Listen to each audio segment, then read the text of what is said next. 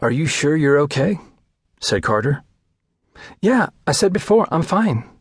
Everything's fine," Lilah responded, tucking her crossed arms more tightly across her body. It was the first Saturday in March of the last semester of their senior year, and they were cruising in Carter's black BMW convertible up Magnolia Boulevard toward his friend Jeff's luxurious Spanish-style mansion on the north side of town, for what promised to be an epic what happens at Jeff's house stays at Jeff's house party. "You don't seem okay." Carter waited for Lilah to say something in response, but she just stared up at the tops of the palm trees streaming past one by one, and rolled her eyes. "If you don't want to go, it's okay. I can take you back home and go by myself. I won't be mad." "I want to go. Look, I got dressed up and everything." She was wearing a white halter-top sundress with small red embroidered flowers along the hem and a pair of thin-strapped sandals. She looked elegant, but anxiously so, like she'd worked too hard to give this appearance. Carter knew she'd be the most dressed-up person at the party. He himself was proudly wearing the gray T-shirt festooned with the blue and red UPenn shield that he'd bought on his campus visit last fall. "You sure? 'Cause you're acting sort of like you don't want to go." "I want to go and I don't want to go. Don't you ever feel that way?" Carter didn't push it. He kept his hand on Lilah's leg, twirling his finger on the smooth skin of her knee. He could feel the tension in the muscles as he rested his palm on her thigh. They hit the red light at Pelican, and as Carter rolled to a stop, Lilah peeled his fingers off her skin and emphatically placed his hand on his own lap. She seemed, if anything, to be becoming more resentful and nervous by the second. "Are you ever going to tell me what's going on with you?" he said. "There's nothing going on," she said with a clipped voice. "But there is. You've been acting weird ever since your parents took us to dinner to celebrate us getting into UPenn." "I haven't been acting weird." "Really?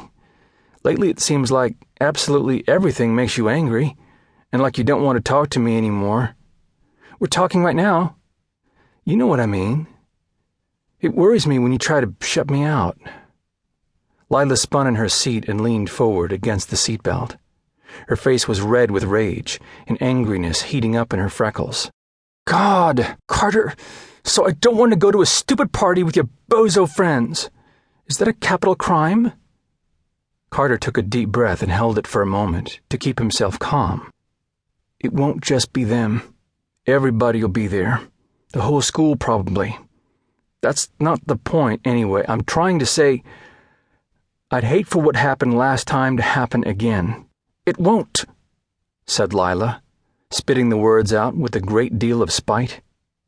She hated herself when she was like this, hated especially that she couldn't control it. She turned again, this time to face the window. She sunk low in her seat and stared at herself in the passenger side mirror.